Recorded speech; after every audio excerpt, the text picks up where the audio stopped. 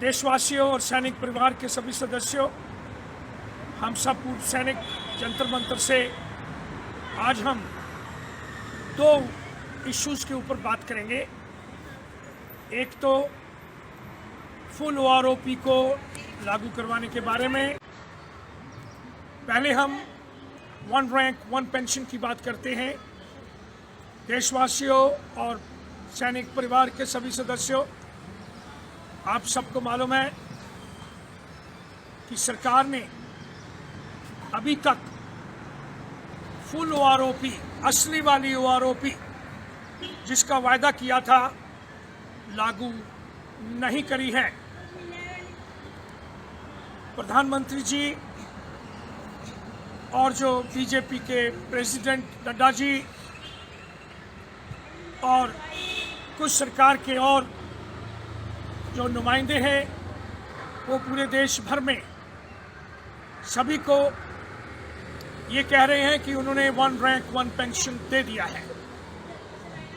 देशवासियों और सैनिक परिवार के सभी सदस्यों, हम यहाँ जंतर मंतर से फिर एक बार आप सबको ये कहते हैं कि सरकार ने असली वाली वन रैंक वन पेंशन लागू नहीं करी है। हम सरकार से कई बार गुजारिश किया, चिट्ठियां लिख के रक्षा मंत्री जी को, प्रधानमंत्री जी को भी बताया कि अगर आपने वन रैंक वन पेंशन दे दिया है तो हमें बताइए कि क्या ये वन रैंक वन पेंशन है। हमने आपको बताया कि ये वन रैंक वन पेंशन नहीं है। हमारा सिपाही एक 17 साल की नौकरी के बाद जो घर आता है, उसको आज 5,000 रुपया का नुकसान है, उसके बदौलत कि जो आज रिटायर हुआ है और जो 1 जुलाई 2014 से पहले वाले रिटायर हैं।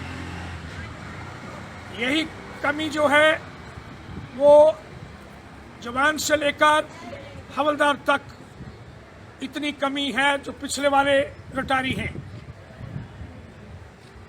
जो ऑफिसर साहबान हैं उनका 10,000 का फर्क है, जो आज वालों को ज़्यादा मिल रहा है, और जो 1 जुलाई 2014 से पहले रिटायर हैं उनको एवरेज 10,000 रुपया कम मिल रहा है। JCO साहबान के बारे में पता नहीं सरकार ने क्या नीति बनाई कि जो वन रैंक वन पेंशन वाले JCO साहबान हैं, कहने का मतलब 1 जुलाई 2014 से पहले रिटायरी और आज के रिटायरी को 6,000 रुपया कम दे रहे हैं। ऐसा कोई असूल पेमेंट में और पेंशन में पहली बार देखने को आया है। समय बीतने के बाद पे और पेंशन बढ़नी चाहिए, कम नहीं होनी चाहिए। अगर ऐसा है तो कहीं ना कहीं सरकार की इस पॉलिसी में छानबीन करने की ज़रूरत है। इसको करेक्ट किया जाए और आज वाले रिटायरों को ज़्यादा और पहले वाले रिटायरी को कम, जो अभी तक का दस्तूर बना हुआ है वो होना चाहिए। ये भी आप सबको बताना चाहता हूँ क्योंकि सरकार ने अभी तक वन रैंक वन पेंशन लागू नहीं किया था। हमने 10 जून 2016 से सुप्रीम कोर्ट में केस डाला हुआ है और उसकी हेयरिंग तारीख पे तारीख बदली होने लगी।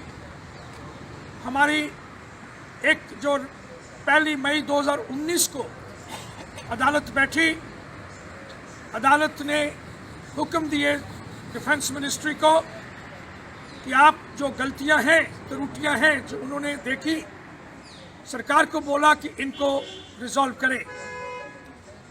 और अगली हेयरिंग जो 6 अगस्त को होनी थी पोस्टपोन होती रही।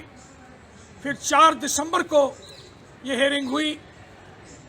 4 दिसंबर को सरकार ने और टाइम मांगा, 2 हफ्ते का टाइम दिया गया और अगली हेयरिंग जो 13 जनवरी को होनी थी वो भी पोस्टपोन होकर 31 जनवरी हो गई।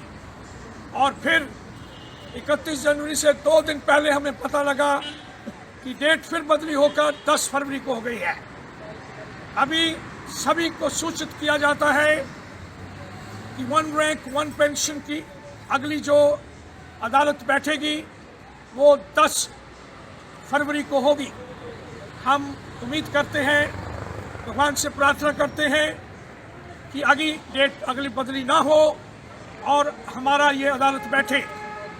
सरकार ने अभी थोड़े दिन पहले अपना एफिडेविट के ऊपर 1 मई के जो ऑर्डर दिए थे उसका जवाब दिया है।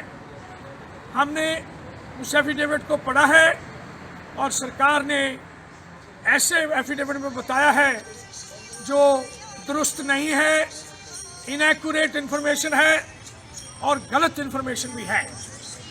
हम पूर्ण रूप से तैयार हैं उस एफिडेविट का छानबीन करके अदालत को बताने के लिए। साथियों, आप सब पूरे देश भर में इस मूवमेंट के साथ जो असली वाली 1 रैंक 1 पेंशन को लागू कराने के लिए 15 जून 2015 से लगातार शुरू हुई, वो अभी भी जारी है और हमने ये प्रतिज्ञा करी हुई है कि जारी रहेगी जब तक असली वाली 1 रैंक 1 पेंशन लागू नहीं हो जाती।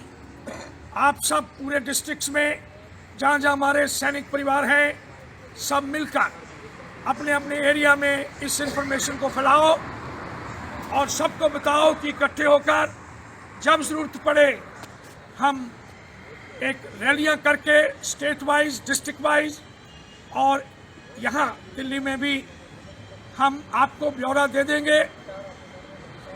10 फरवरी के बाद अगर अदालत बैठती है और उसका जो भी इंफॉर्मेशन मिलता है, हमें उम्मीद है कि हमें इंसाफ मिलेगा और हमें वो इंसाफ सही मिलेगा कि हमें असली वाली 1 रैंक 1 पेंशन मिलने की जो हुक्म है वो अदालत से मिलेंगे। इस अदालत के हुक्म को देखकर हम फिर सोच विचार करेंगे आप सबसे कि एक बड़ी रैली हम दिल्ली में करें जिसमें पूरे देश भर से सैनिक आए, ताकि हम धन्यवाद रैली या फिर हम अपने मूवमेंट को जारी रखने की रैली एक करेंगे। उसका टाइम और डेट हम बाद में बता देंगे।